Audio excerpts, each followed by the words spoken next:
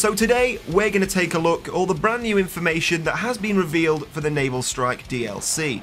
We're going to be looking at the LEVOLUTION we can expect to see within these brand new maps, as well as some cool new images and the actual map layouts themselves. So what kind of LEVOLUTION can we expect to see in the Naval Strike maps? Well, DICE have said it's going to be a lot more interactive than we've seen in previous DLCs. For example, the Sandstorm on Gulf of Oman, whilst that's a very large scale event and it does look pretty cool, and most importantly it does have a large effect on how the map is played, it's not very interactive.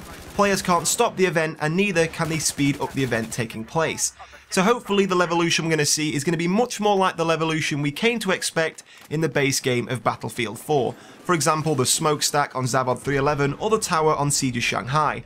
Players can destroy that very easily, but also they can't stop that LEVOLUTION from taking place. So that level of interaction we're going to see returning to this DLC should make LEVOLUTION much more exciting. So some examples of this interactive LEVOLUTION we can expect to see include the ability to block off certain areas of the map from enemy vehicles. For example, on Wavebreaker, you can actually shut the flood doors on the submarine pen to stop enemy vehicles entering or exiting while you capture a flag. Not only that, you can actually destroy the stilts that hold up the submarines, crushing your enemies underneath. Or an example on Lost Islands, you can actually blow up the crash-landed aeroplane to act as cover for infantry. But these small-scale interactive LEVOLUTION events aren't going to be the only changes we see in the Naval Strike maps. We're also going to see some large dynamic effects similar to Paracel Storm. So we are going to see some changes in weather from calm to rough seas, but we're also going to see some changes in time. On the map Operation Mortar, the match will start at dawn, the only lighting will come from the buildings on the island, and then as the match progresses, the sun will rise and the map will become much brighter. So these new LEVOLUTION events on large and small scales should make these maps pretty fun, because with the exception of a few maps, in Battlefield 4 we tend to see either maps with large scale events that you can't control, like the weather on Paracel Storm or the Sandstorm on Gulf of Oman, or we see smaller scale events like the tower collapsing on Siege of Shanghai or the smokestack on NAVAL 311, but we don't see many maps that have a mixture of the two. We do have a few exceptions, but it will be good to see on Naval Strike this mixture of large scale events and small scale events all in the space of a single map. Now talking about maps, let's take a look at these brand new images and the map layouts themselves so we can get a real good idea of what to expect in the Naval Strike DLC. So first off we have Lost Islands, which as you would expect is a map made up of very small islands that have very few if any buildings or structures on at all to represent a deserted or uninhabited island, with the focal point being the passenger plane crash landed in the centre of the map, which as I mentioned earlier on is the LEVOLUTION on this map. You can blow that plane up and use the debris as cover. This plane also features on the loading screens revealed very recently. Now moving on, the second map is Nansha Strike, and immediately you can tell this map is a lot more heavily fortified and built up than the likes of Lost Island, so I think this map is going to be much more like Paracel Storm. Now the map is laid out with a large central island surrounded by smaller islands on the outside, and the main central island is very heavily fortified.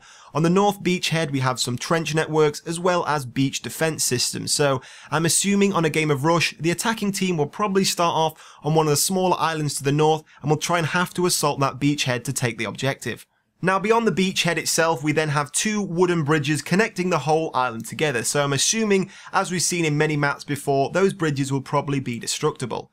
Now interestingly, on the smaller surrounding islands on the northeast side we have ourselves what looks like a military port with piers moving into the water, but most interestingly on the southwest side of the map we have what looks like an armoured fort that spans across three small islands. So this map looks like it's going to be very similar to the real Nansha Islands in the China Sea that have been used by the Chinese military. Now moving on to the third map, this is Wavebreaker. Now despite having a lot of water around the outside, I actually think this map is going to be a very close quarters infantry based map. If we take a look at the central island, you can see on the left and the right hand side two large concrete structures which are actually the entrance and the exit to the nuclear submarine pen based underneath the island. Now I think inside this island is going to be very similar to the likes of Operation Locker, a very close quarters, industrial, military feeling environment. So I think this is actually going to be a very kind of close quarters map, great for domination, team deathmatch, and of course you can shut the floodgates on this map to stop vehicles getting in on larger game modes like Conquest or Rush. Now again, if we take a look at the north part of the map, we can see a smaller industrial island, so I think for game modes like Rush, the attacking team will probably start off on this island and have to slowly assault and enter the submarine pen, where we probably will see multiple sets of MCOMs all based inside this part of the map. Now last but definitely not least, we have Operation Mortar, the map that DICE promise has the biggest expanse of open water they have ever done in a Battlefield game. Now this map is not only made up of multiple islands, but what looks like multiple heights. It looks like the map slowly gains in height from the bottom left to the top right of the map.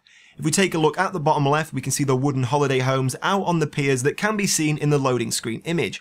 And then as the map moves up to the northeast side of the map, we can start to see it becomes very hilly and very mountainous. So I think we'll actually see some serious change in height throughout this map as well. So that rounds up all of the maps we're going to see with the Naval Strike DLC, and some of the expected Levolution.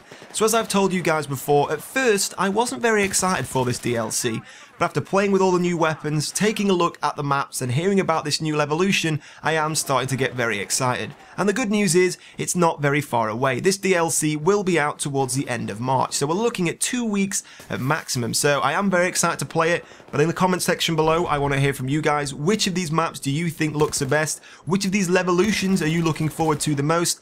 And of course, if you did enjoy this video, don't forget to hit like and leave all your thoughts and comments below. They do massively help me out. But in the meantime, guys, thank you for watching, and I'll see you soon.